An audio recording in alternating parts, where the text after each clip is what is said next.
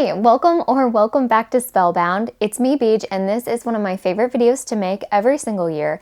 This is the long-awaited, by me, 2025 book bracket, also known as Battle of the Books.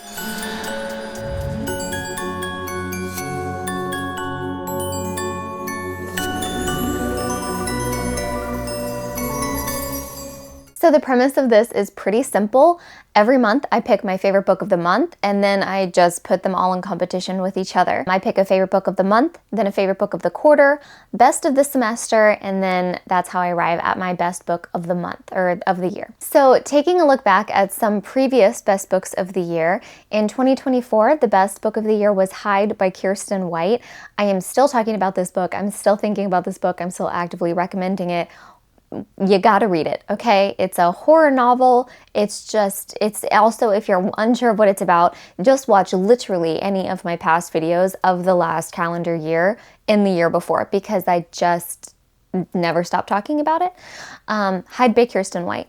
The year before that, I don't think I did one. That was my sick year. I was pretty unwell.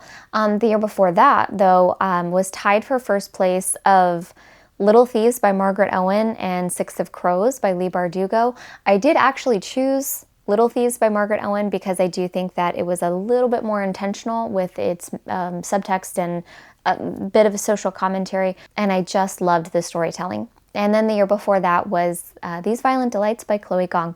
So these are books that I'm still actively thinking about, actively talking about, actively recommending, still just as relevant, but also that they have quality writing, quality storytelling, quality subtext, and characters that you just want to root for. So, and that are complex. I think that's important too. Those are some of the previous winners. Let's take a look and see what some of the best books of 2025 have been. My best book of January was The Ozempic Revolution by Dr. Alexandra Soa, which was published by HarperCollins in early 2025. So this book was divided, I would say, maybe into three parts. The first part was about obesity and how obesity functions in the body, which was brand new information to me. As someone who has been obese for most of my adult life, that was really interesting. The second part was about GLP-1 drugs and how they work with the obesity in the body. And then the third part was kind of like a bit of a workbook, but also just like what to expect at each stage that you're on these GLP-1 drugs. So I found this book obviously very interesting, very enlightening, because it also made it very easy to understand. It simplified things without talking down to the reader, and also without over-explaining a system or process that is inherently complicated because it's the human body. And so I like that it didn't oversimplify it, but it simplified it enough to understand it, and to understand it through the lens of experience. I didn't give this book a 5-star though. I gave it like 4 or 4.25 because it did still feel like it was written to try to convince the reader of something. I don't know. Sometimes I'm okay with that, like when a nonfiction takes a point of view, you know, and is like, this is my point of view and I'm sticking with it. And while I appreciated that journey for some books, I don't for others. And this book, I felt maybe could have been positioned more neutral. But then at the same time, I did appreciate the author's point of view, which is like, this is a woefully understudied and misunderstood concept. And it's bizarre how many medical doctors are unaware of how obesity functions in the body. It functions like a disease in the body, and here's why and how scientifically, and that it is not this concept of willpower, and it is not this concept of morality or laziness or, you know, cultural factors. It really is a physiological problem that is difficult to maintain, and in fact, studies show impossible to maintain unless you are always trying to achieve weight loss. And if you are not actively achieving weight loss, weight maintenance becomes physically impossible because of how obesity works and how it disrupts the regulatory systems of the body in order to sustain itself. So I did appreciate that the book felt a little defensive, but I was also critical of it, I guess, even though I was on her side, you know, even though I was like, yeah. Anyway, so I'm conflicted clearly with it, because on the other side of things, it's still a drug, and I don't like the idea of anyone, even a doctor, persuading people to take any kind of drugs, even if it's a drug that I champion, you know? It just, I don't know. It's a fine line, and even I can hear the contradictions as I'm saying it, but there was just something about it that I wish that the tone of it had felt slightly more neutral, not with regard to the science on obesity, but with regard to its positioning on taking the drug. So the best book of January was The Ozempic Revolution. My best book in February was The Raven and the Reindeer, published in 2017 by T. Kingfisher. This was a novella about the Snow Queen. As a huge Snow Queen, Elsa, Hans Christian Andersen fan in general, I was a big fan of it, just because I love the fairy tale and I love this story. As far as its uniqueness, or does it have a unique point of view, or is it modern in some way, I didn't find it to be super compelling. It was just a good story and it was fun to read, and then I read it. So I'm glad that I read it. I love retellings in general, but it wasn't something like that super stood out to me. It was just a little novella retelling of the Snow Queen. And because I love Snow Queen stories, I sure loved it. The best book of March was Fan Service by Rosie Danan. Her characters have such great chemistry. She has such good sexual tension, and she writes humor so well. And this was by far her funniest book. This book is about this actor who starred in this world's equivalent of the Vampire Diaries, except it was about a werewolf detective, basically. The star of this show kind of never moved on. Man, he is living in these glory days. It's been off the air for a decade. He's just never found any other work. He's just like known for this, and he's been trying basically since it got off the air to do a reboot of this show. Now, separate from that, there was this teen girl who was a preteen and teen during the time of this show, and she was just obsessed with it. She was its #1 fan. She created like one of the OG fan forums, you know, back in the day, cafe. She wrote fan fiction. She was just like a moderator on this site. She went to all the cons, absolutely obsessed with it. She did end up meeting the actor in real life, and he was such a jerk to her. He like made fun of her. He didn't realize that she could hear him, you know, like how obsessed the fans get, whatever. So she has hated him ever since, even though she has been like this huge lover of the show. Now, that was 10 years ago. Okay, so 10 years in the future, they're both adults, and she is a veterinarian. He is the struggling actor who's just been fired by his agent because his agent's like, my guy, we are not going to do a reboot, and I can't keep working with you if that's all that you're going to ask me for. So, like, you have to move on. And so he's having this like mental breakdown, and he goes outside, and there just happens to be like this full moon, and he kind of has a mental breakdown and just like howls at the moon and is like, what was that? And then also he's growing some fangs and like crazy amounts of hair, and I don't know, he believes that he's turning into a werewolf, and he's like, that's insane. Werewolves don't exist. Where would I go?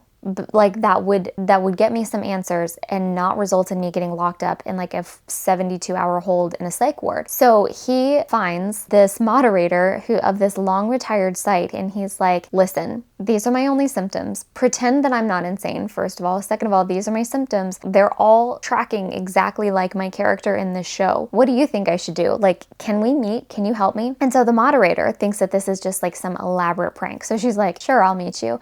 And then they meet, and she realizes it's not a prank, and it actually is the star of the show. And she's like, holy cow, what in the world is happening? And so she agrees over the next 3 weeks to help him figure out his werewolf problem, because in 3 weeks he has like a celebrity basketball game that he's trying to, if he does well, he believes will lead to a reboot. So there's all kinds of stakes for him. Mostly she's just like reluctantly agreed to it because she's like, are you a werewolf? The whole thing is absolutely outrageous, but it's not even tropes that it's using. It's like very clear and really well done, I think, homages to like your favorite paranormal shows.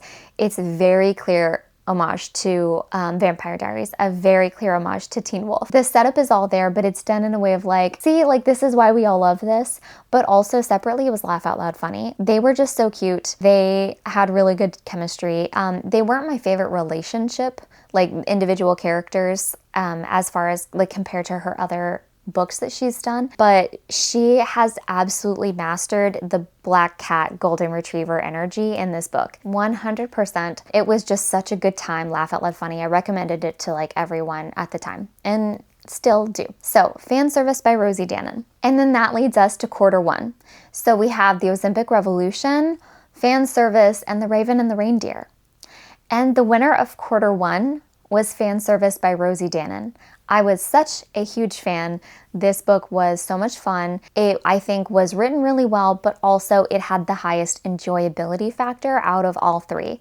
So Fan Service was my number one pick for the spring quarter. In April, I read Freewater by Amina Luqman-Dawson. This was a middle grade story about an enslaved boy who runs away from his plantation and joins this community of they freed themselves, but these formerly enslaved persons from the South. And this is based on the real history, like the true history of the swamp communities of the Deep South. The story itself was obviously very good, was obviously very heavy, but it's still a middle grade, and it's written for middle grade readers, so it's written to be identified with by middle grade kids. So while it is an obviously very heavy premise and very heavy subject matter based on its like true nature and history, it was still an adventure story that I found incredibly compelling. This had all of those vibes of the types of middle grades that I loved to read, which were very adventurous, sort of survival against the elements a little bit. I loved Robinson Crusoe, Treasure Island.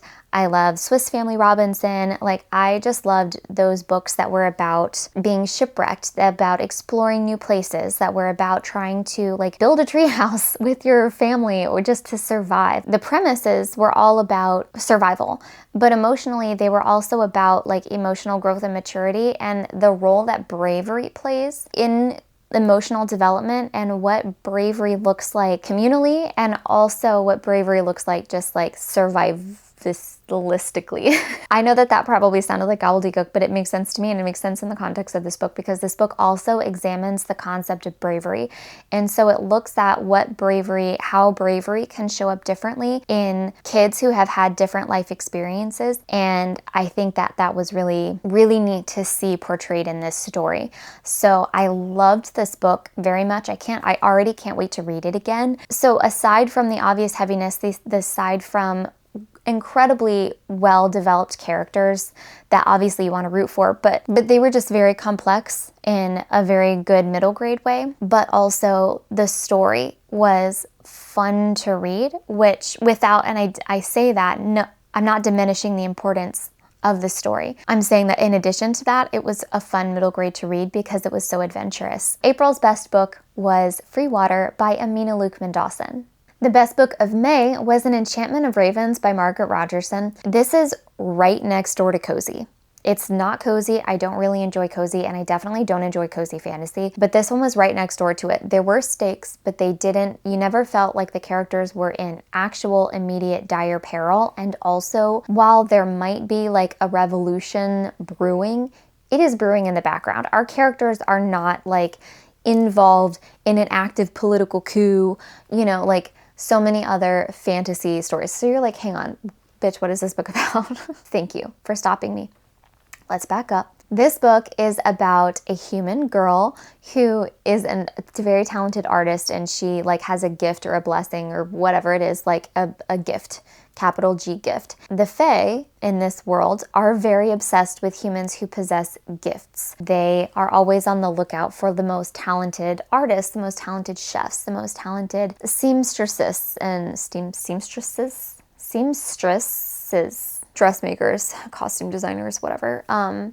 People who make clothes. So any type of talent, they are just really obsessed with. First of all, this human, she makes a killing doing these portraits for the Fae because she's very talented with her gift. One day, this Fae prince comes to sit for a portrait. She makes a grave mistake by painting human emotions into his face. And he's like, sucks that you did that because now you've given me a weakness back in Fae world. So now I've got to like kidnap you and you have to stand trial. And she's like, my bad. He does kidnap her, but like not in an ACOTAR way, just like in a sort of classic Fae mythology way. Then back in Fairyland, she stands trial and it's like a whole thing. That's what this story is about. It is about a human girl being kidnapped by the Fae, taken back into fairy. This is a very atmospheric book. This is a very romantic book, and I say that not in the way of like it's not smutty, it's not spicy, it's not like that. It is romantic in the way that Howl's Moving Castle is romantic. It's romantic in the way that Gods of Jade and Shadow by Sylvia Moreno Garcia is romantic. The romance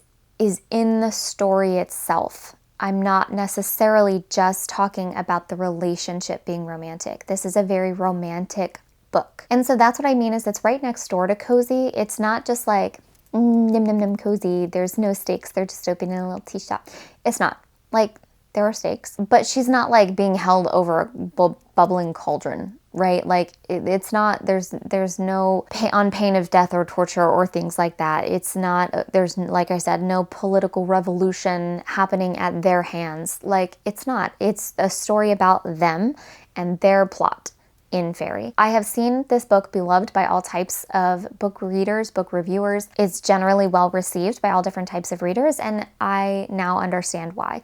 So I enjoyed this book a lot, and it was very well written, and I am looking forward to more from Margaret Rogerson. My best book of June was A Game of Fox Squirrels by Jen Reese, and this is a middle grade fantasy novel about a girl who she and her sister go to live with a distant aunt after an incident. There, her aunt gives her this game, this like card game called A Game of Fox and Squirrels. It's all about survival through the seasons and about gathering acorns and avoiding the fox. And then one day when she's like out exploring the woods around this sort of remote farmhouse, she meets Fox. Like actual Fox from the card game, and he's like wearing clothes and kind of like shifty but very intriguing, and he offers her a way home because all she wants to do is go back home. And so he offers it if she agrees to play his game, and he doesn't mean the card game, he means like kind of like a scavenger hunt, so she'll have to break a few rules to do it. So this book was brilliant. I loved this book so much. This book was very poignant and created a lot of opportunities for dialogue to talk about domestic violence, trigger warnings for domestic violence. But I also appreciated that this book, like many other middle grades, did not feature it on the page. It was so well written. It had such good characters. It showed really well through story and character what hypervigilance looks like and how it shows up in people. It just provided so many opportunities for such rich discussion. Separate from that, it was a very good story and a very good book and fun to read. I always feel really weird talking about books that are so very serious and have such very serious subtext and have such serious things to say, and then I'll say that they were fun to read. And I don't say that in a way that diminishes them. I mean that if books aren't fun to read, kids won't read them. That books need to be fun to read, but not fun to read in a way that they are unserious. And I don't think that those two things are mutually exclusive. I think you can write, I think good writers write stories that are both very serious and important and also very fun to read. This book is an example of why I love books. And it was so good, and it wasn't overly long. It wasn't a very complex, sweeping type of plot. It was exactly as long as it needed to be and exactly as good as it should have been. So I very much enjoyed this book. And that leads us to quarter two. The summer winner was A Game of Fox and Squirrels by Jen Reese. And also kind of the perfect book as the summer winner because this is a very summery book. Like it's just, this is a book to read during the summer. The best book of July was another nonfiction winner, and this was Paperbacks from Hell by Grady Hendrix. So this book is a sort of exploration of and love letter to science fiction and horror pop culture from the 70s and 80s.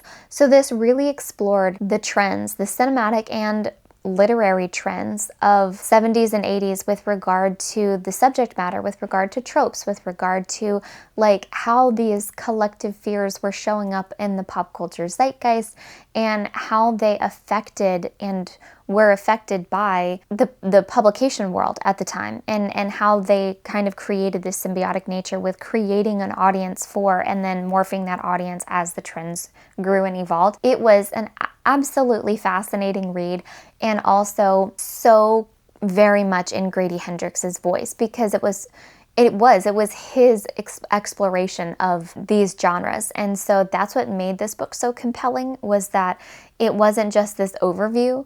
It was really hearing Grady Hendrix talk about why he loved these books and why they were so popular culturally.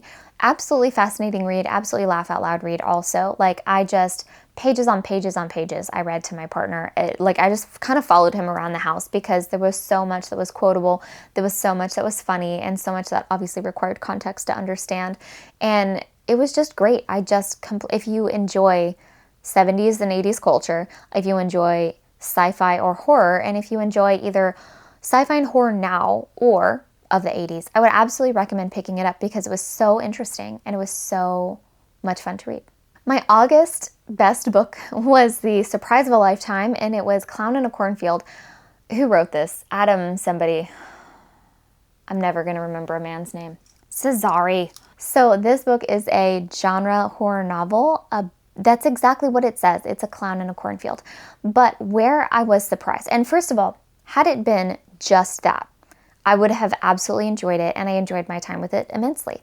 But I was very surprised, and pleasantly so, to discover that this book is quite heavy on social commentary, which I just love it. I love social commentary in my horror books. And honestly, it's not like it's rare. It's not like a rare find to be like, oh, is it saying something? No, all horror is saying something. Like, that's not some sort of intellectual flex. I'm just saying that's what makes me love it so much more is when I can spot it a mile away. I want them to beat me over the head with what they're trying to say. Like, no subtlety in my horror, please. I would like to be mollywopped by this metaphor, right?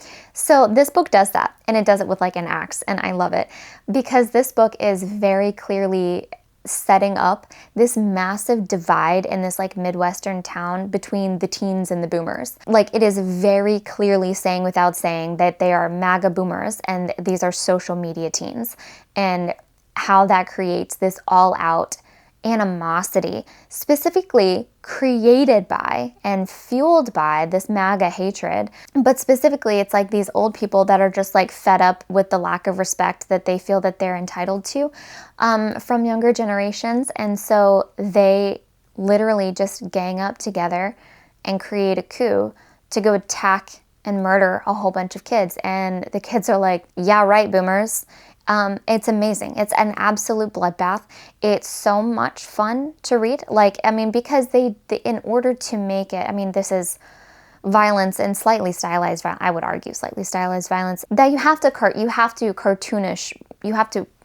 cartoonize both sides, right? Like, so you have to make them caricatures of the archetypes that they are representing. And I think that they do that in a really good way without letting you forget that these are supposed to represent real people and real kinds of people that are real and among us. And so I think the author does a good job with that. It makes it so that you are detached enough that you can enjoy this bloodbath without feeling like help, but it's real enough that you're like, this is saying something awfully loud at me, and I'm feeling feelings because of it. And that is a good balance to strike, especially in a horror book, but especially in a violent horror book. And so I loved this book. I loved the violence of this book. I loved the point of view of this book. And also, what a delightful surprise that there was actually a third act twist in this book that I did not see coming. It wasn't a plot twist. It was a character twist, and I was here for it. I loved it very much. In fact, that was my number one criticism of the movie, was that they moved that into an Act 1 character twist, and I felt that that was a bummer of a choice on the director's part. But I also did feel that the movie was a very good adaptation of this book, not for its accuracy, but for its character, like interest. I thought it did a good job. It really toned down the entire like political and social commentary of the book, which was a huge bummer because that's kind of what the whole book is about. But they did a really good job, I think, with making the villain feel like a cinematic character. And I think actually that was where the book was lacking, was in making the real villain character feel villainous. So I think the film actually did a better job in that regard. So overall, I do recommend this book and I recommend this movie. And I read a lot in August because that was when I took my Trova trip to Norway with Gavin Reads It All. And I read a lot on that trip, but this was my favorite book of that entire month. My best book of September was The Hitchcock Hotel by Stephanie Roble, and this was a thriller for Hitchcock fans. This was a total homage to Hitchcock and Hitchcock films and Hitchcock fans. And so this book is about a Hitchcock superfan who is the president of his film club, and this is 10 years after he's graduated college, and he runs a Hitchcock-themed bed and breakfast that is admittedly struggling. So he calls up his friends from college who he hasn't spoken to since an incident. They don't know why he's calling them, but they feel, for whatever reason, very obliged to go and kind of suffer through this weekend. And then while they're there over the weekend, somebody gets murdered. So this book was so much fun to read. This book felt like reading a Hitchcock movie. It was a good time. The characters were interesting. What this author did with the Hitchcock character was fantastic. They really provided a lot of nuance that I think discussions about Hitchcock deserve. And it was just a jolly good thriller time. It was all the things that you want from a thriller novel, not just a mystery novel. So it is a mystery because you are trying to figure out who done it, right? But it's also a thriller because the killer is still at large and one of them. So I really enjoyed this book and would absolutely recommend it specifically for Hitchcock fans. It's not that if you don't like Hitchcock, you won't enjoy it, but it's one of those things like this book it's for the Hitchcock people. Like there's Easter egg after Easter egg after Easter egg of Hitchcock, and also just like whatever not Easter eggs are. Like there's just like glaring neon lights of like, remember when, like it's full of all the member berries, and I'd recommend it. The Q3 autumn winner was actually Paperbacks from Hell by Grady Hendrix, and I liked this one as my fall winner, even though it was up against like a really good fun horror novel and a really good fun thriller novel. I liked this one because it had something for everyone, and if by everyone you would consider yourself a fan of 70s and 80s genre sci-fi or horror, like so not for everyone, but everyone in this readership bubble, I guess. But I thought that it was so thoroughly researched and so carefully communicated. This book was very uniquely told and had a lot of the author's personality, but also had a lot of really good, interesting cultural, like pop culture information that I think sometimes that's really hard to do.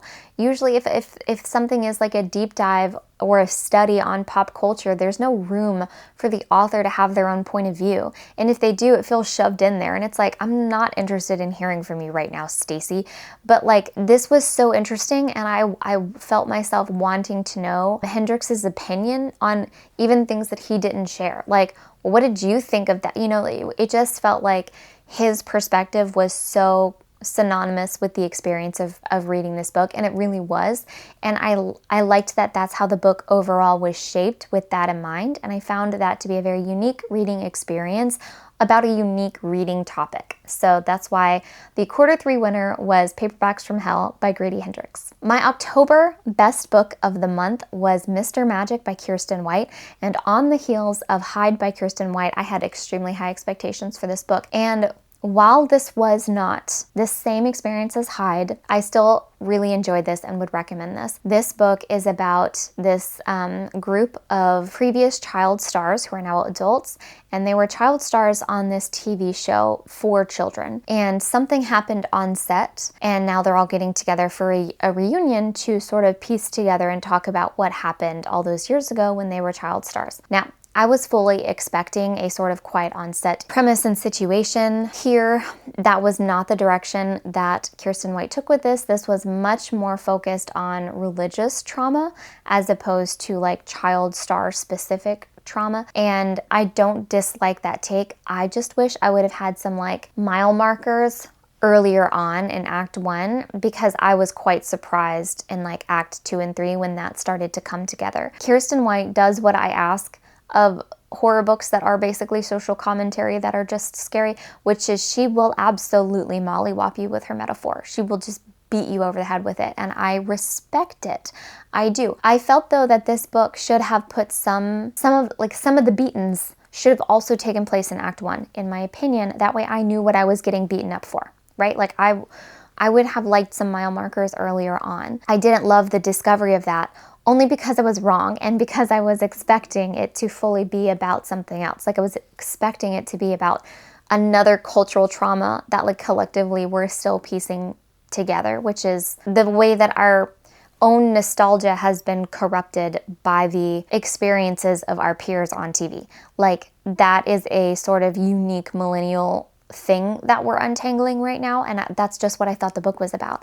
And so I was like surprised that it wasn't, not because this is less important or different from, like, hey girl, I'm just as pissed off, I'm just as invested in yelling and screaming our rage about religious trauma on children. Like 100% I'm invested. Just like loop me in earlier, you know? Otherwise though, this really was the best book of October, and it was very good, very heavy. You will have feelings when you read this book, 100%. My best book of November was, I think, kind of a hot take. It's not a hot take. It's a very popular book. It's a hot take for me because I didn't enjoy it. Did I enjoy it? That's not true. I'm conflicted. My November best book of the month was One Dark Window by Rachel Gillig. Here's the thing. This book not incredibly original. My battery died. So One Dark Window is a fantasy novel that is inherently connected to its magic system, right? Like, so you can't talk about the book without talking about the magic system. And the magic system is based somewhat on a sort of this world's version of tarot cards. Whoever wields the card is able to wield the magic, but they are reminiscent of the major arcana. So there is a limited quantity of each of these types of cards, and they each contribute to a prophecy in which you have to sort of gotta catch them all, like collect all the cards and then do like a blood sacrifice, whatever. So this book I am conflicted about because I enjoyed this book, and I enjoyed more so what this book could have been. This book was good at repackaging all of the tropes and concepts that we love from our favorite fantasy and fantasy romance plots, and it does a really good job of introducing enough novelty and newness and uniqueness that makes us feel invested. Unfortunately, though, the execution on this book was incredibly lacking. It's interesting because I actually graded this book, like this book is my best book of November because of what it could have been. And for the first book especially, I was able to look past what the book was to see what the book could have been. And I think it just had all of the promise of a really unique type of fantasy story. And I would still recommend it to other people who really enjoy these types of fantasy or fantasy romance novels. That's why it was the best book of November. But overall, I was very disappointed in it just because I have very high expectations, especially when it comes to fantasy, because I've read so many of them, which I totally understand might not sound like a glittering endorsement of what I'm saying was my best book of the month, but it was. Like, I would recommend this book, and I think that regardless of the execution, I think that it did have enough creativity and newness to the lore and to the story and plot itself that it does deserve some recognition, and so I'm giving it that recognition in the form of best book of November. And then that brings us to December. The best book of December was The Toymakers by Robert Dinsdale. This book wrecked me. It destroyed me. I'm still recovering from this book. It has been weeks, and I still could not tell you if I loved this book with all of me or hated it and want to forget it. I don't know, and I don't know how to tell. This book is about, what's the book about? It's about a magic toy shop in London during World War I. The end. It's also about everything. It's also about war and love and childhood and the magic of Christmas. It's also about family and found family. How to describe this book? Like, this book has everything. This book feels like it expands and collapses time all at once. Like, there are montages that speed up parts of time. There are entire chapters that just focus on one moment in time. This book is about a young girl who is pregnant, and you don't really go into the backstory of not how she's pregnant. We know where babies come from, but like, that's irrelevant. You start the story, she's pregnant, and her parents are about to take her kind of to a convent just to like squirrel her away from society so she can have the baby, give the baby away, and then be welcomed back into her parents' home. And she's like, I don't know about that. So she reads this article in a paper that's like, are you alone? Are you lost? Do you still believe in magic? Come work at the toy shop, in London. So she's just sort of runs away, hops on a train, and just shows up on the opening day of the season. And it's this magic emporium of these toys that kind of come to life. Rocking horses that are flying around, and magical like felt animals that are like pets. And they're all mechanical, but they all have like souls. And the main story in the background are these toy soldiers that's called the Endless War. And that's like the most coveted gift that sells every year after year after year, is like these these toy soldiers, either red or blue, and they're just like perpetually just like little toy soldiers, right? The Emporium is run and owned by this elderly man who is a toy maker and has always been a toy maker, and his 2 sons who are a preteen and teenager at the time. The old man's backstory is absolutely fascinating. I can't go into any more without just telling you the entire story of the book, but like the book itself, the book goes on many tangents because you learn the old man's backstory. You learn from the moment that she joins the Emporium what happens to this girl. You learn what happens to the baby that she has. You learn what happens to the 2 brothers and the families that they go on to create. Also, like, there's the reality of like what's looming in the background. Like World War I is right around the corner, and then eventually World War II,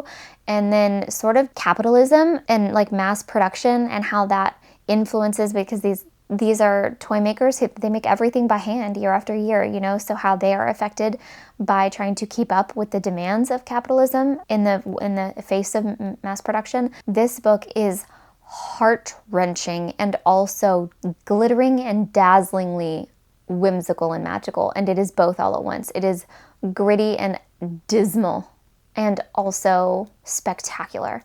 It's awful in the best way, and it's amazing in the absolute worst way. Again, I could not tell you whether or not I loved it or hated it.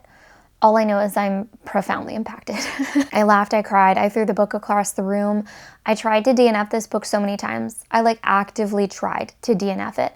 And every single night I was picking it back up. And every single morning I was reading at least 1 chapter in the morning before getting out of bed.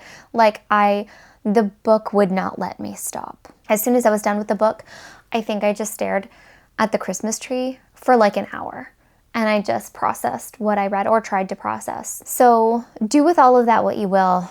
For me, that means that it was the best book of December.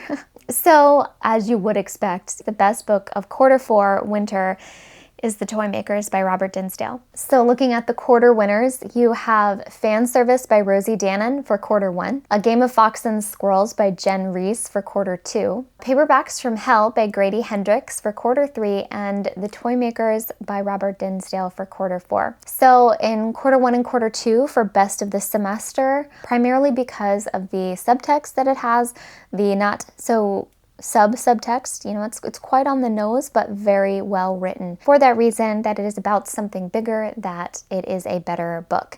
So the winner of semester 1 is A Game of Fox Squirrels by Jen Reese.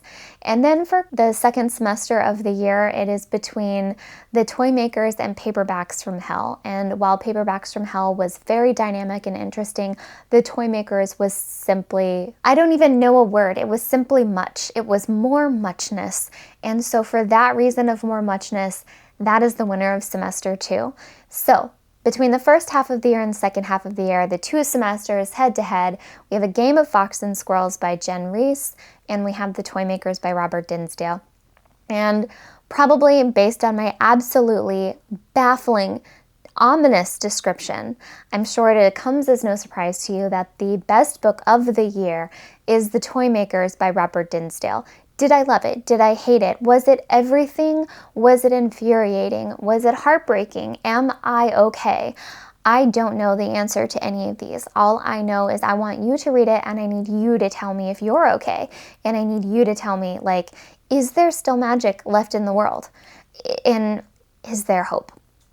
Because this book asks that question but doesn't answer it. And I think that is the most powerful part, is that this book presents all of the information to you. It gives you hope. It gives you an infinite resource of it, and then also diminishes it completely with the realities of our world, with the realities, I mean, it even touches on AI, honestly, like with the way that this book talks about life and realness and souls and magic, and what is real and what is worth fighting for and what is worth protecting, and just the magic of hope and the magic of Christmas. It is so childlike and it is so adult that it simply asks that question and wants you to answer it. It is for that reason that it is so baffling for me to try to tell you how I felt about this book, because that's also up in the air, but also because the book itself asks the question, is there hope? And most of the time, a book, even a spectacular book, will be the one to offer that hope to you. But it feels like this book doesn't do that. This book offers you the opportunity for you to hope yourself. And it gives you all of the tools, but it still says it's still up to you. You have to decide if you believe there's hope or not. And then you have to fight for it. And that is such a different mantle of responsibility to place on a reader. And I am beside myself. I am simply outside of my body with processing this book. And I think any book that can make you do that is going to be a good book. So for that reason, the best book of 2025 was The Toymakers by Robert Dinsdale because of its muchness. And I'm begging you to read it, and I'm begging you to have even a completely different experience than me and say, BEEJ, you had a singular experience with this book and we need to talk about it. That's fine. Or if you're like, BEEJ, I think I need to be sent somewhere to recover. I need to like be prescribed time at the seaside just so I can mentally and emotionally recover from this book, and I would understand that. But I need to know, am I the only person that had this type of experience with this book? What was your take? So there you have it. That is my 2025 book bracket. That is my 2025 best book of the year, The Toymakers by Robert Dinsdale. Now I am dying to know what your best book of the year is, and it does not have to be this complicated. It could simply be the one that you had the most fun reading. It could be the only book that you read in 2025. It could be your favorite book. It could be your least favorite book, but you thought it was really good. Whatever. Just let me know what you really enjoyed reading in 2025 because I'm curious and I'm nosy. So, what were you reading in 2025? What was your best book of the year? Thanks so much for sticking around. As always, take care, stay safe, fight fascism, and happy reading.